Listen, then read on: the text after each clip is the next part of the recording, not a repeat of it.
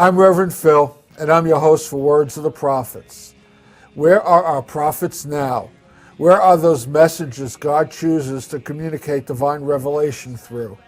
In the past, the Creator has sent prophets like Abraham, Siddhartha, Jesus, Muhammad, and many more. Maybe our higher power has switched tactics since we reinterpret God's words as soon as the Creator's prophets leave us. Could it be that Spirit talks to each one of us individually and we haven't learned to listen? On Words of the Prophets, our modern prophets show us how to find the internal prophet that is the I Am, and we discuss the application of spiritual principles in all aspects of our lives. Love and light, everybody. I'm Reverend Phil, and I'm your host for Words of the Prophets. Today, my guest is Virginia Ellen. Virginia, welcome. Thank you. So good to have you here. Virginia is an author, a medical intuitive, a mystic, and a coach.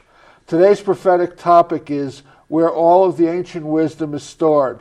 This topic comes from Virginia's blog, The Lost Wisdom of God, which is posted on Virginia's website, The Reprogramming the Unconscious Mind. The paragraph that contains that topic reads as follows. Scientists, scholars, and historians have been looking for the lost wisdom of God. They have been looking in ancient ruins and temples, in the pyramids, and in the lost Gospels. The last place anyone has ever looked is within the human self.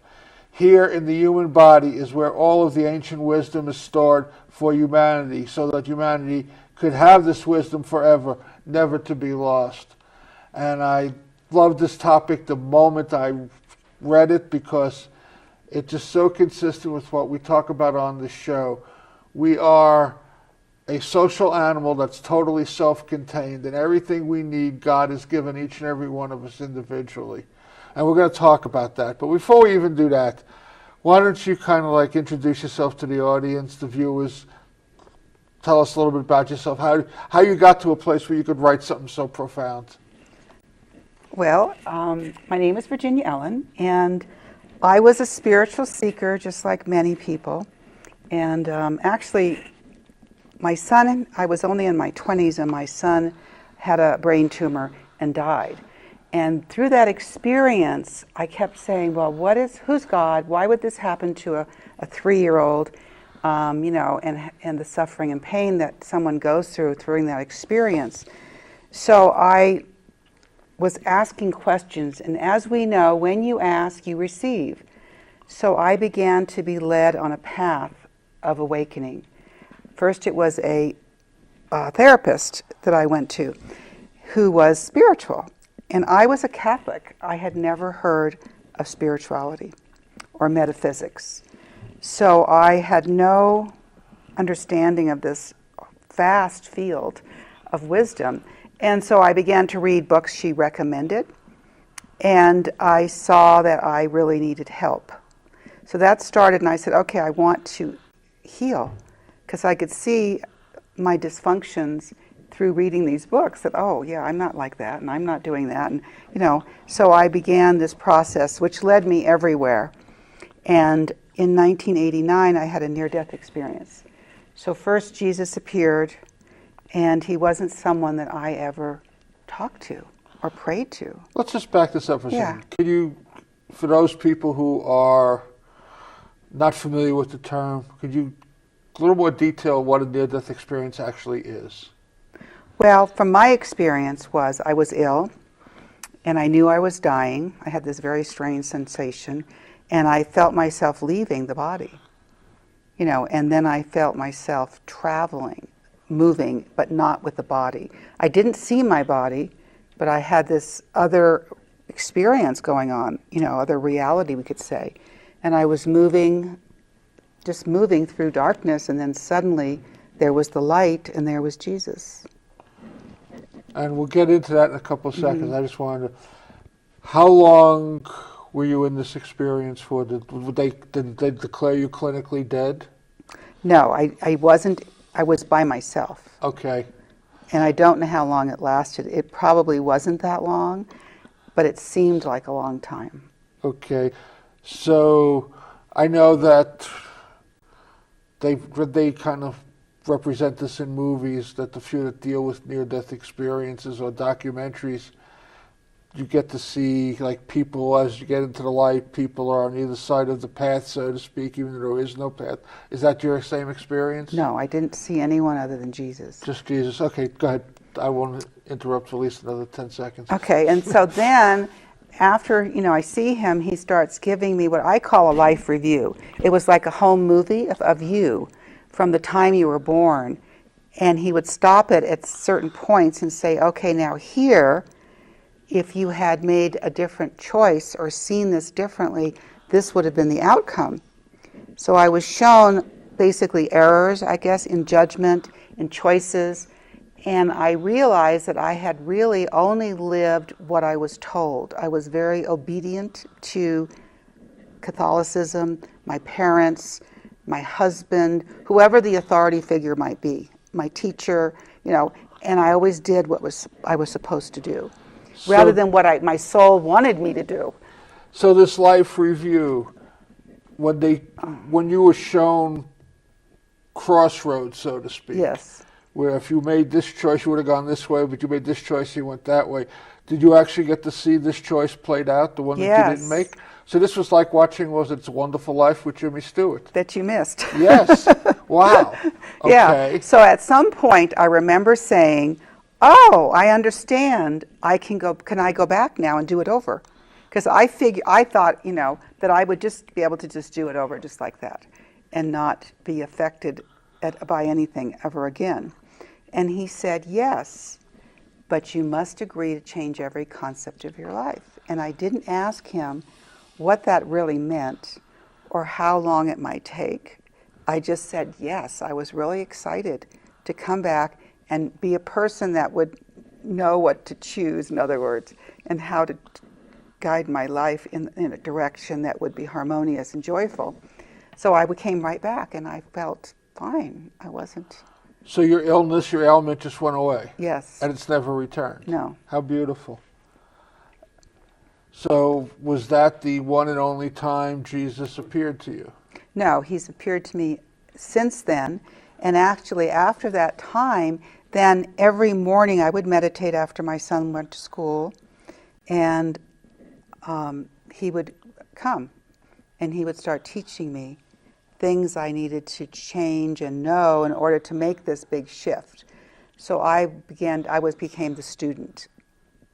And one of the things, the way he taught me, which is more of an ancient teaching from his time, was that he would bring you a truth. Maybe it was one sentence. And he would say, what does that mean to you? And I really wouldn't know the answer. So he'd say, contemplate this, and I'll be back tomorrow. Then he'd come back, and then I would have an answer that would come from my heart, from my spirit. And he'd say, yes, and there's more. I'll come back tomorrow. So it was very slow, you might say. But he was teaching me to go within to find the answers to these truths that are universal truths, you might say. So that leads us to the concept of the lost wisdom that we used as the quotation. Yes. I want to back up just a little bit because the whole process is fascinating, and I think the viewers probably would be interested as well.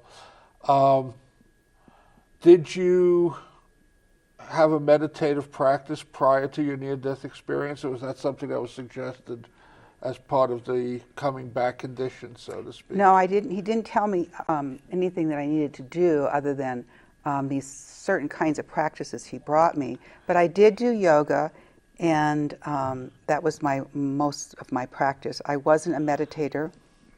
I didn't do a daily meditation. I was working with spiritual teachers, and they would give us certain things, to do. But I wasn't really dedicated or devoted to any specific practice. What kind of teachers were you working with?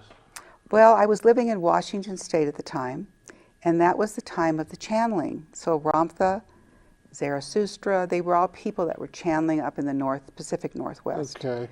Before that, it had been the Church of Religious Science, which was mental. And now Jesus' teachings are to be within the feeling of your heart. And if that feeling is sad, you be with that. If the feeling is joy, you be with that. So it was definitely a cleansing. And I had already done rebirthing, hypnotherapy, counseling, breath work, you name it. I had done all of these modalities for healing. And after he came and I started doing his work, I cried every day. Every morning when I did these practices, I would cry. And I finally decided, okay, I get up in the morning, I go to the bathroom, I brush my teeth, I wash my face, and I cry. And that was so I accepted it as just part of my morning ritual, you might say. So it was a purification. It was a cleansing, sure. Yeah, of all the stuff I'd held on to and all the things I saw that were not happy moments in my near-death experience. In the near-death experience, then and afterwards, when you first saw Jesus, there's so many depictions, images that are Jesus, that are thought to be Jesus. Was this one of those recognizable ones, or was this something that just you didn't recognize, or just was light and just said, I am Jesus? How did? No, it definitely was. I mean, when he first appeared before the near-death experience, it was just his face, and he was luminous, and he was very, I would say, young looking. He didn't look like the Catholic pictures of the suffering person. He was just illuminated and beautiful. And then the second time, the same thing, but I saw the full body, and he was in a robe, And then after these conversations, were they just audio, or were they visual as well? Some were audio, some were both. Okay. Mm-hmm. You want to talk a little bit more about the wisdom and where it is, and how do we get to it? Yeah, so he began to explain. First, he gave me a practice which is called Sacred Heart Yoga. And what that is it's the lost wisdom of prayer. So in his time, when you prayed, you went inside, and if you look in some of the readings that we have translated, it says you go into the closet. So you go into a private place within yourself to pray. So you pray from the deepest place you can feel, and then you move your body. So there's a movement with every prayer, and then, which is the yoga part of it, and then you do a mystical tone after you complete the prayer. You always speak out loud. And the tone then sends the frequency of the prayer through you and into the universe. Also, that when you're deeply within you, you're accessing feelings that you don't normally feel, or thoughts that you don't normally think. So it's a mystical experience, and he says what a mystical experience is that something moves you. Something moves you internally, either energetically or emotionally. And through that experience, you get lost. It's like you get lost in your prayer, and it could take you into a past experience. It could take you into the wisdom of God, and suddenly you have this wisdom talking to you, or you know this wisdom. It's coming out of you, it's in you, of how to deal with the situation. So it's very, that's why it's mystical, because it's very deep, and it's not your head at all. It's something that's in you that has always been in you, and now suddenly you're accessing it. I want to back up, because you said something that just triggered connective thoughts. When you talked about the closet, I've had the gift, pleasure, however you want to call it, of having interviewed two individuals who, I would use the term, were self-realized, or God-realized. I'm not sure that there is a distinction in that. Right. And both of them talk about going into a dark room and just meditating. One of them is going to be here on June 2nd, and he talked about how he was just like, I forget how many years it was, but he went into this room, and there were a bunch of students that would help him, bring him water once a day and wipe him down, and then leave him be. And he went in there till he got to meet himself, and it was always the internal meditation. And then one of my teachers, he's a Sufi, his title is saint, and he talked about the same thing, but he was even more specific. He actually went into a closet and spent 2 years in this closet and to get to that self-realization process. So when you said closet, yeah, so the going into your inner darkness. Yes. I mean, and if you don't have 2 years to put yourself in the closet, you can just do the prayer every day and go in and do as much as you can, and then go to work, or go on with your normal day, so that you don't have to spend, that if you don't have the luxury of spending 2 years in a cave, or which in India they do caves, the enlightened masters. So that's sort of part of what you have to go in. And if it means you lock yourself away, you do that. But if you can't do that, then this practice takes you in. Let's talk about. You're gonna do a little demonstration of one of these, but let's dig a little bit deeper with this. Let's talk about that prayer for a second. Is the prayer specific for certain things, or is it progressive? I mean, you've been doing this now for a while, so do you repeat the same prayers over? No, it's called Sacred Heart Prayer, and there are specific movements, and it follows the Aramaic Lord's Prayer. And most people don't understand what that prayer was. It's nothing like the English translation of the Lord's Prayer. So in that prayer, the second sentence, and the purpose of the prayer, is to create space inside of you and to soften your heart, soften your mind, soften your rigid edges, whatever they might be. And so the second line is Nakadish Shanuk, which means hollow out a place within me for your presence to abide. And that's hallowed be thy name. So you're hollowing out. So when you access some feeling or thought that you don't want anymore, it's not helping you, doesn't make you happy, and so you say, hollow out, this fear I have, or this judgment, or whatever it is that you discover about yourself, for your presence to abide. And so you're giving permission to your own divinity to heal that piece of your consciousness, of your beingness. So that is a specific prayer for a specific characteristic, I guess, is the... Yeah, and there is a posture for it. And what happens when you do this is that the light of God begins to move through you.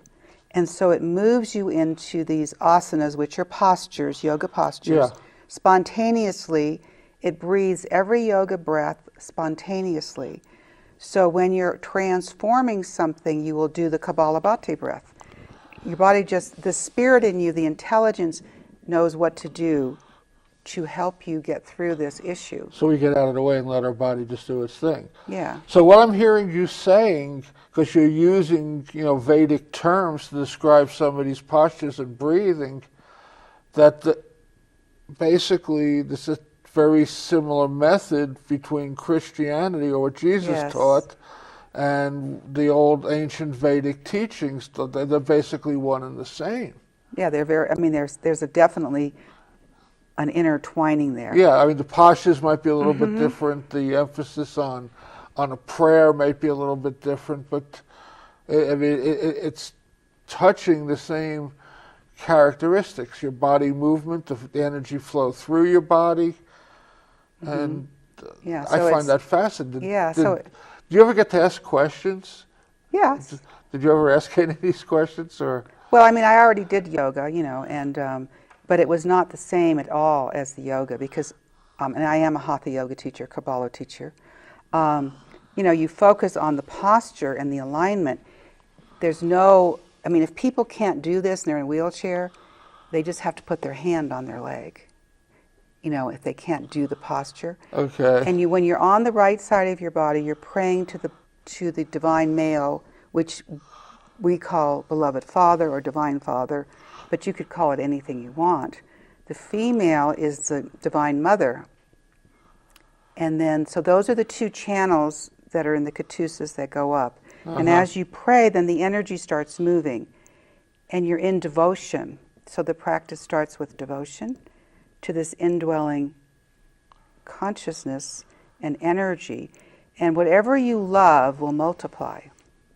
Whatever you're devoted to, you become. So if you devote yourself to the qualities of the divine male and the divine female, you become those qualities.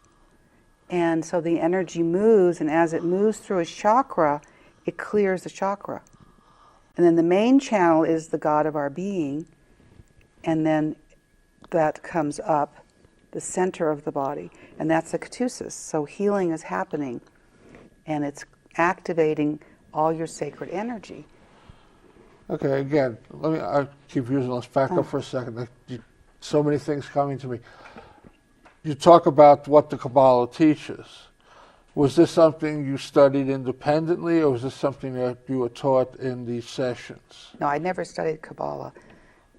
Jesus just gave me the wisdom for this practice. Okay. And, how to change the concepts of my life was the agreement. So this was a way for me to do that. And I did this practice from 1989. It took me about a year to learn it, because he would only do, one piece and then another piece. And when I get the wisdom on that one and have the experiences I needed to have, we'd move on to the next piece. And then I began to teach it. And in 1994, I had a retreat in Hawaii, and it was called the Dance of the Goddess. And I was walking across the lawn to the retreat house, and that morning, and I used to channel him. He said, "You will not channel." And I said, "Well, what am I going to do? All these people came from all over, to hear you, not me." And he said, "Lie down, do the practice, you're ready to teach." And so I did, because there was no other choice. And what happened was that I began speaking things I'd never heard. And I brought forth this wisdom about the sacred seals. So the sacred seals are written about in the Keys of Enoch, in the Book of Revelations, and some other places. Rampa talks about them. And they are pyramids, sacred geometry in the body, and they're the crystal light that's inside of us, which I'm sure you've heard of, that we're really crystal beings, pure light beings.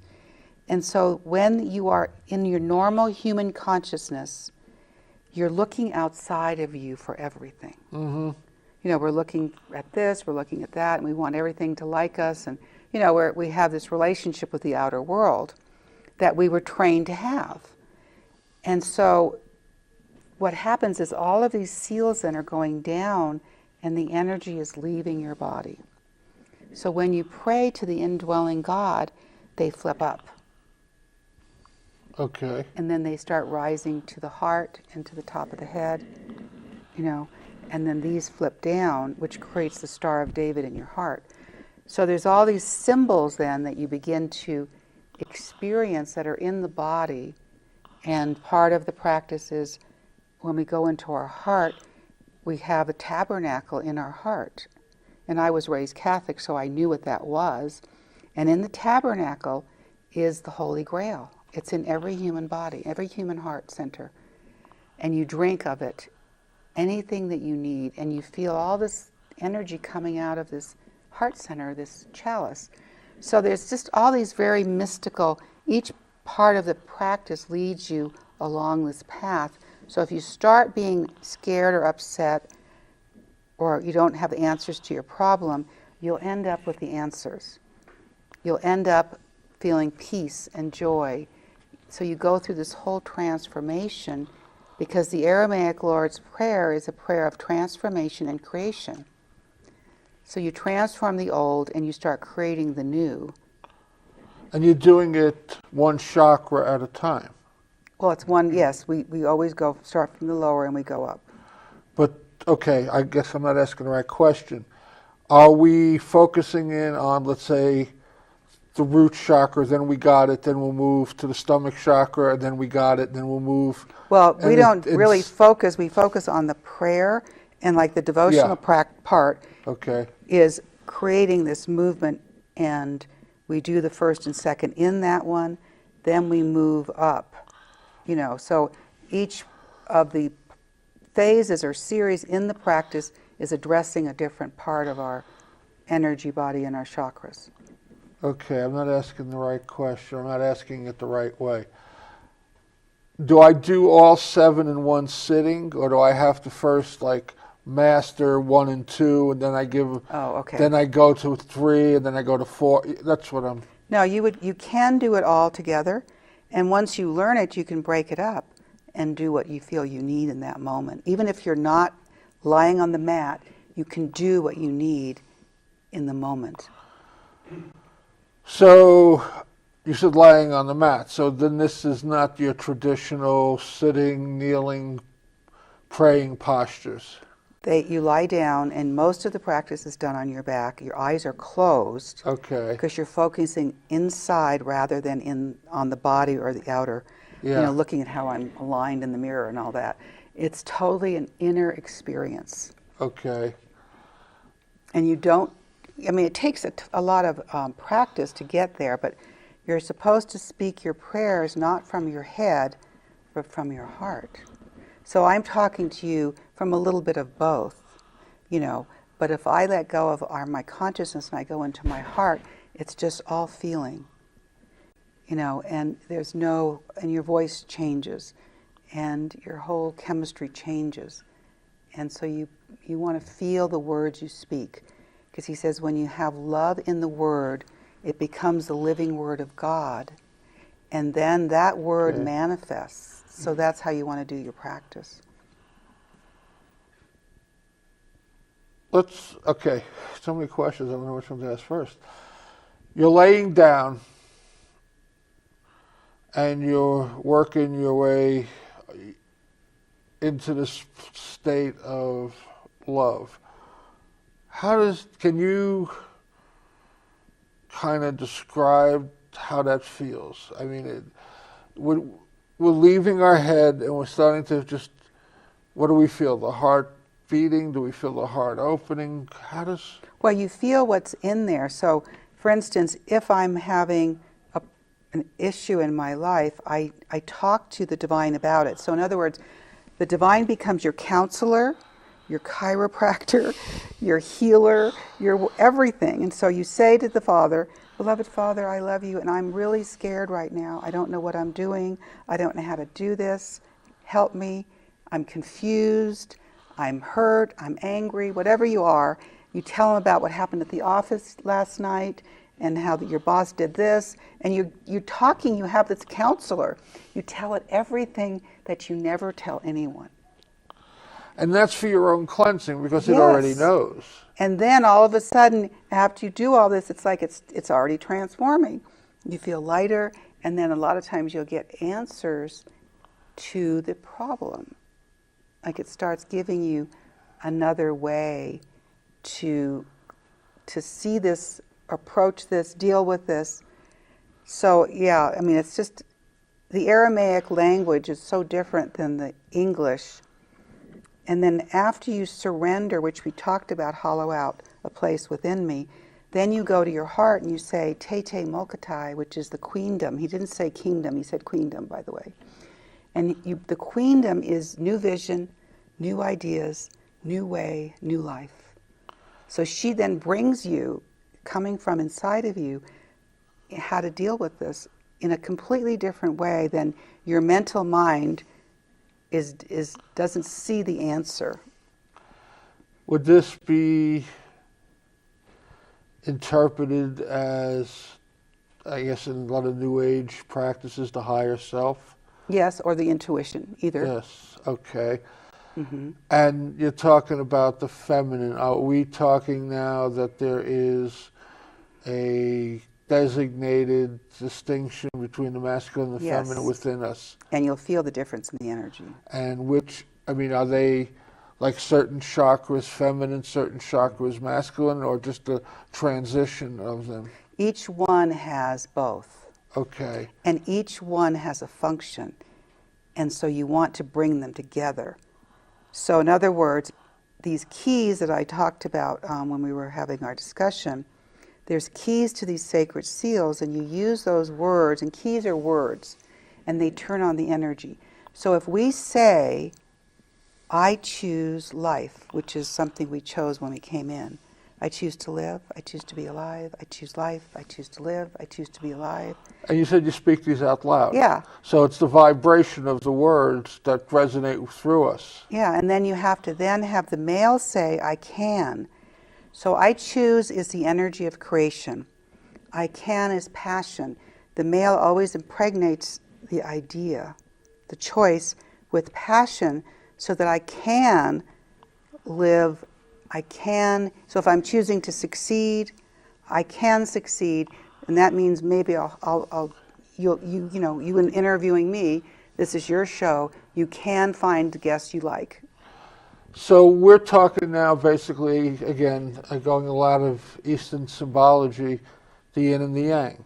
Yes. And we have both, and our job through this process, or our goal through this process then is whichever one is predominant in whatever area is to bring the other one up so it's equal. Yeah, so they're both, basically we want to be whole and united within ourselves, because a house that's weak or divided is weak, a house that's united is strong. So I want to unite my emotional body, which is the feminine, and my mental body, so we're going in the same direction, and therefore we will be getting there much more rapidly without any confusion or mishap. The joining of the feminine and the masculine bodies together, would that create the spiritual body? Mm-hmm. So we're saying spirit overrides and unites. Yes. Okay.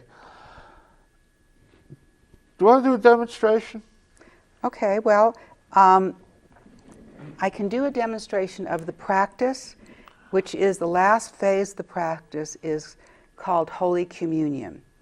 And you communicate to the one mind of God. So we would be sitting cross-legged on the mat, but since we're not, we'll just cross our ankles. Okay. And you hold your hands, your thumbs and the inner two fingers. Two fingers. And these two are just loose and relaxed.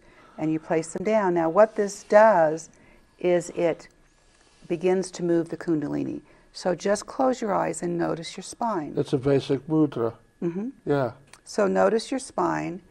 Just be aware of the energy moving in your body, this sacred energy. And now, in this practice, we will be bowing twice, hinging from the hips, like this, coming down.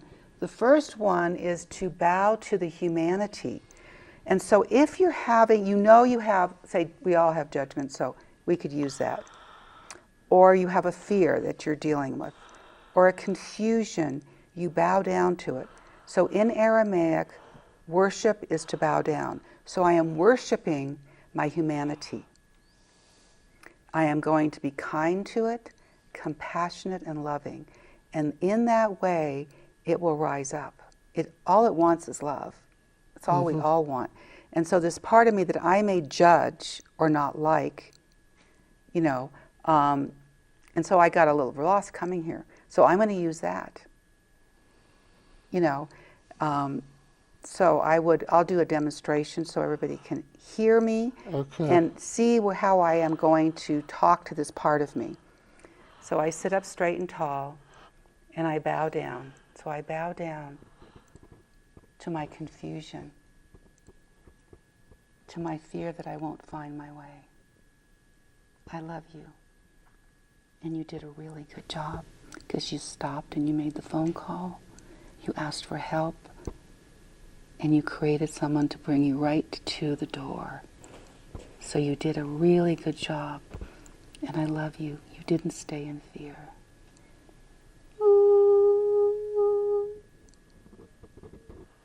And then you come up. So I just talked about my experience, and I acknowledged that.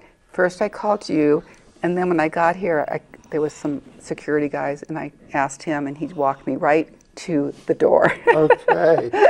So, even though I was, in my upset and confusion, I did connect to what I needed to connect to. So you just love, acknowledge, appreciate this part of you that's growing, however it's growing.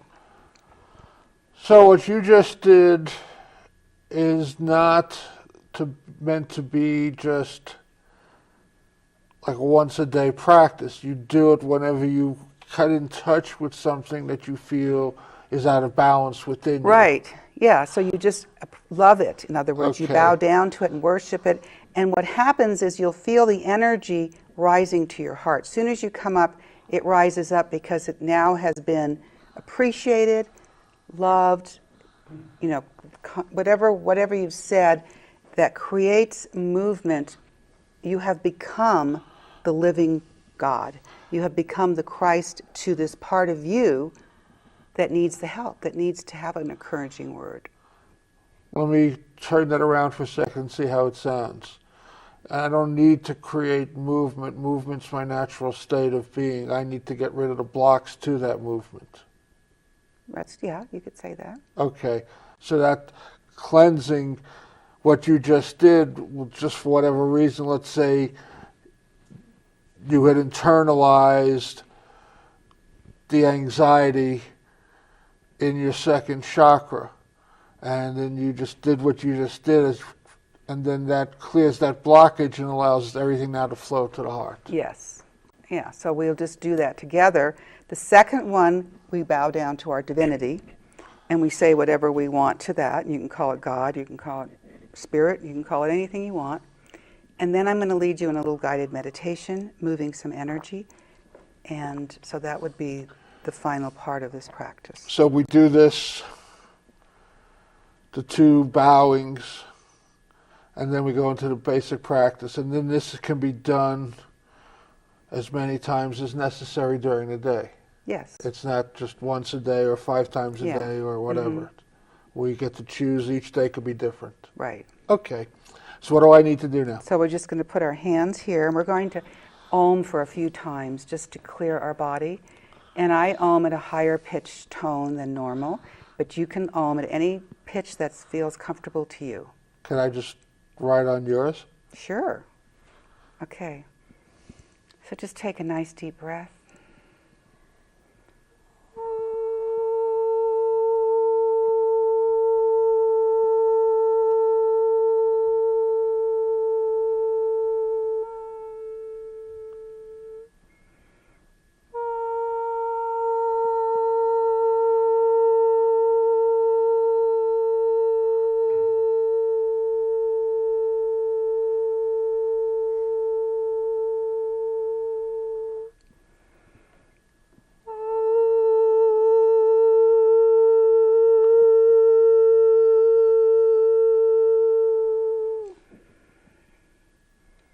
Now together we're going to bow down to a part of your humanity that needs your love, that needs your encouragement, your appreciation, and your kindness. So we bow down, and then you speak the words that you need to speak for yourself. I love you. I bless you. I thank you. And I see how you are developing. I'm so proud of you. And then as you rise up, you just allow the energy to rise. And we always Om.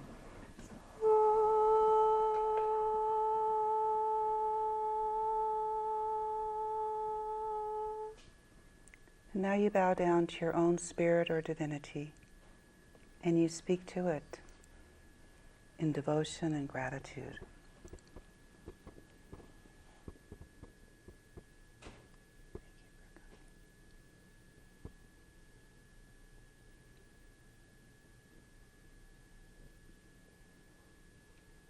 And then you come up again.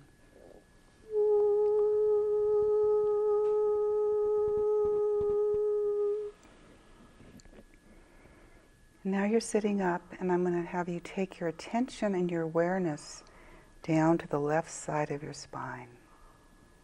And just guide your feminine energy up to your solar plexus, feeling this beautiful pink light. The the light of love, moving it into your heart, letting it expand your heart center into your throat so you can speak the words of love. And then all the way out the top of your head, cascading all around your body.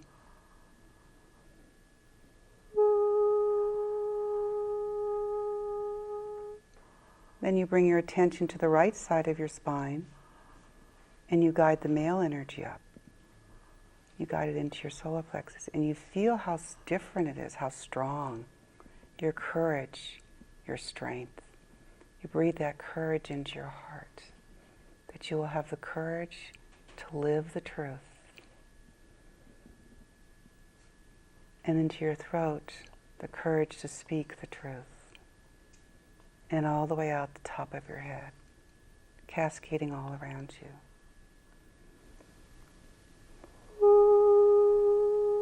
So you are the lamb and the lion, the gentle, compassionate, tender love, and the strong, courageous love.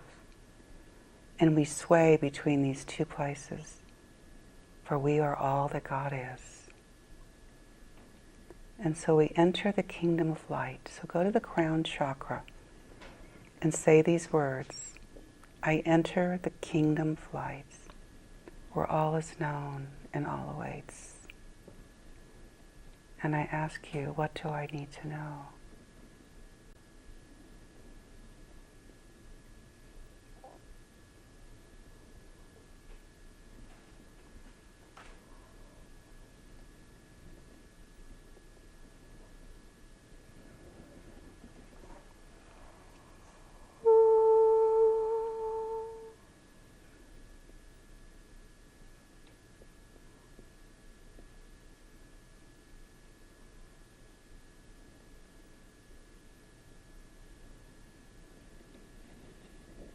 And then you stay there, because that's, now you're like in this oneness and peace and bliss, and you stay as long as you want.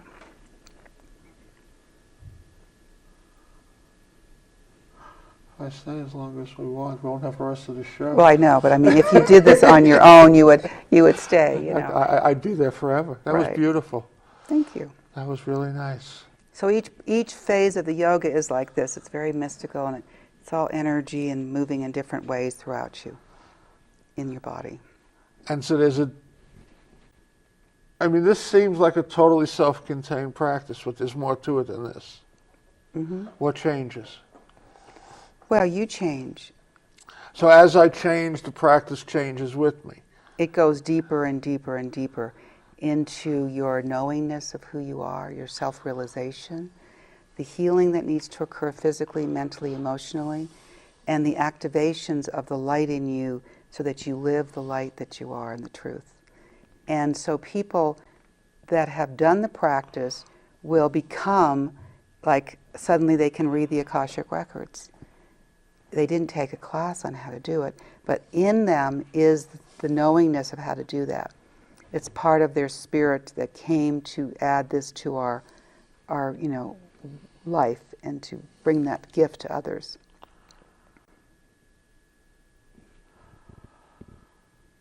How do I want to say this? The practice allows one to go forward, come backward if necessary, go forward and come backward. So it's not like strict linear progression. Is that accurate? No, it goes wherever it needs to go. Wherever it needs to go. Mm-hmm. So one day that I am blissed out, I could be gone. The next day I'm full of resentment. I'm in a whole different place with this. Yes, exactly. And that's what happens. The deeper you go into the darkness, we'll call it, then you go higher to the light, which allows you to go deeper into the darkness. But you have so much light in you that you're able to transform it rather rapidly. And it doesn't last for long periods of time. So let me see if I understand now. Where does the process of turning the seals around, is that what we just did as well? Yeah. Okay. So when we feel the energy coming up, they flipped up.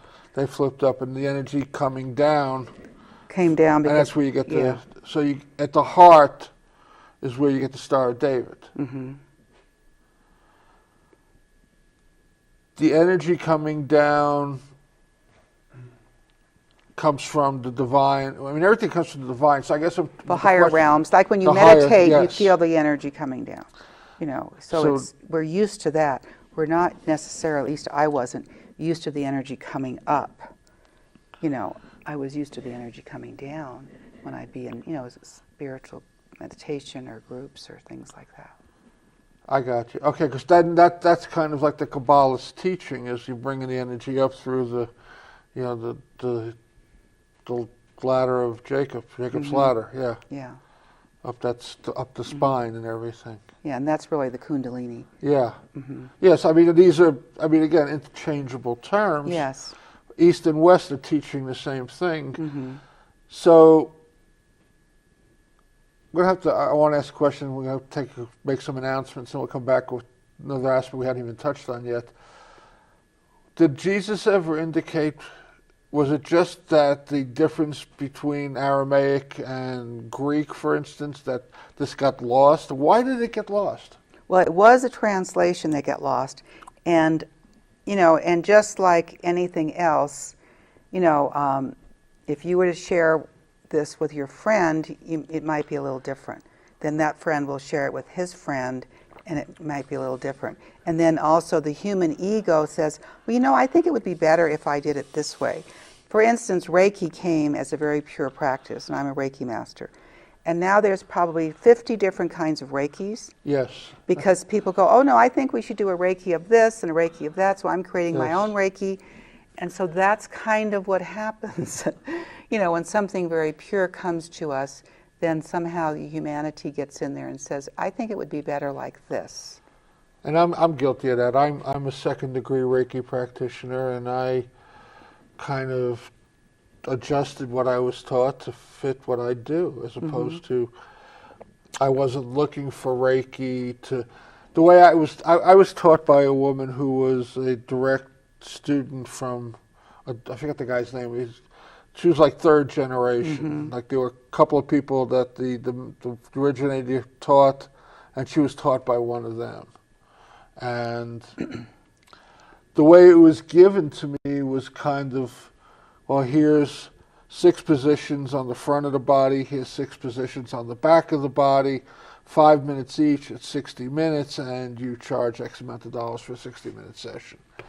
And I liked the idea of the energy work, and I realized that I was supposed to be doing that, but it wasn't about doing it as a practice. To me, it was about crisis intervention, whether the crisis was emotional or whether the crisis was physical, spiritual, whatever. It was about the interchange of energy, you know. And so, I mean, I held the symbols and I held the, I'll call them the mantras, but I just changed the physical aspect of what I did. So, I mean, I could argue with that, but I won't. No, but I meant Yeah. you're just doing it for yourself, but then other people will start certifying people into a practice that they created, Yeah. you know, from their own humanness. And so, I mean, it's just that we alter things. So people altered things he said, you know, and how he taught, just like we do with everything. It's just part of Like being human. The little game of telephone, we passed it on down the line as a child. And by the end, it became totally A undecipherable. different message, Yeah. yes. We've got about 10 minutes or so left. You want to like to make announcements around here, so you got any announcements you want to make? I know we've been flashing your information. Yes, I have 2 books out. One's called Sacred Heart Yoga, which is the practice and channeling from Jesus. So he explains what each phase of this yoga is for and its purpose. And then I have a second book, which is called Perfect Peace, Jesus' Way to Attain Peace. And I also have numerous CDs and other teaching modalities, and also a chart of all the postures, which is very helpful. And I have... Do you have a CD with you own me?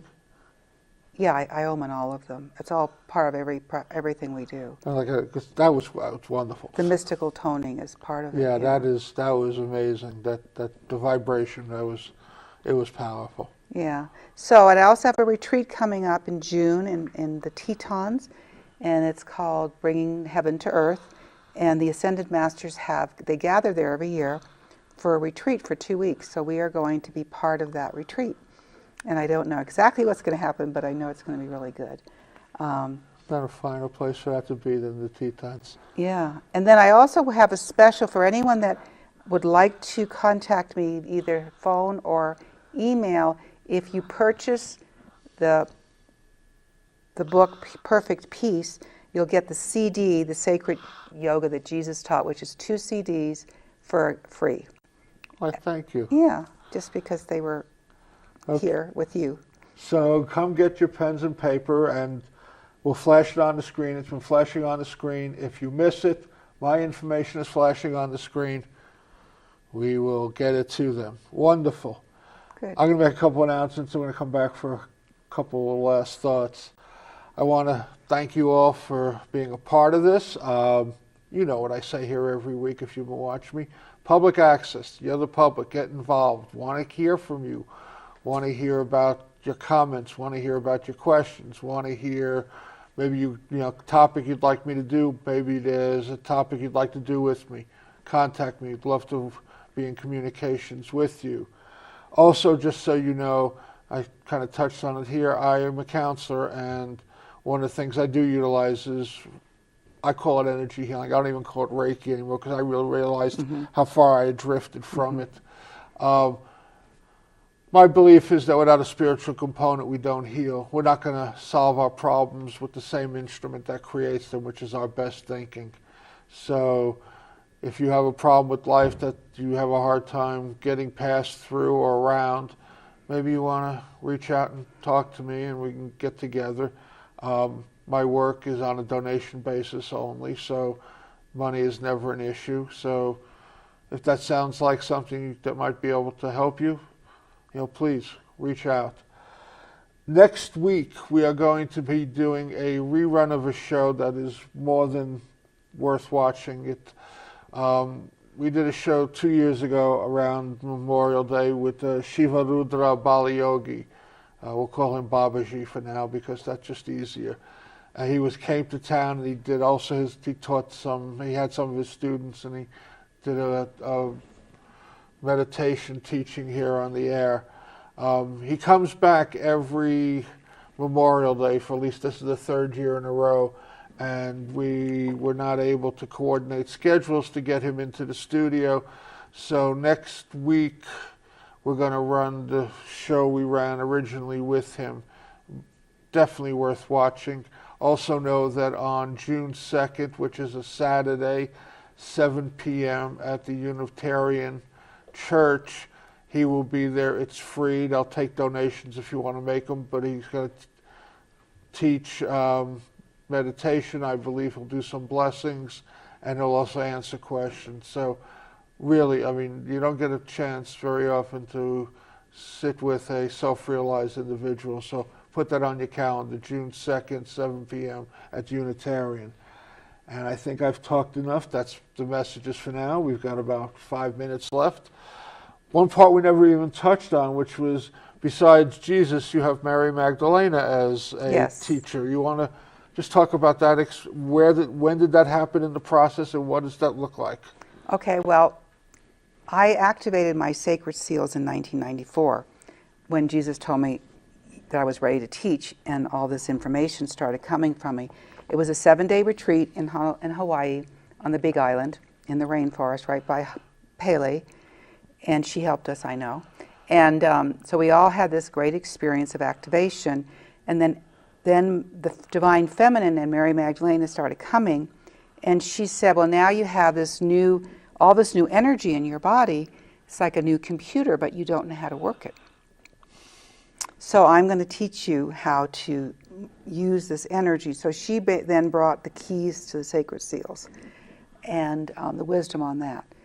And she's very fun. I like her a lot. She's light, she's joyful, she's playful, and she's very sensuous, and her practice is much more of a sexual, the divine energy is that God is the sexual energy, And so she talks about that and teaches on that. So it's a very different, but the same. I mean, they all go together, you know. Yeah. Just a different phase of it, different piece, you might say.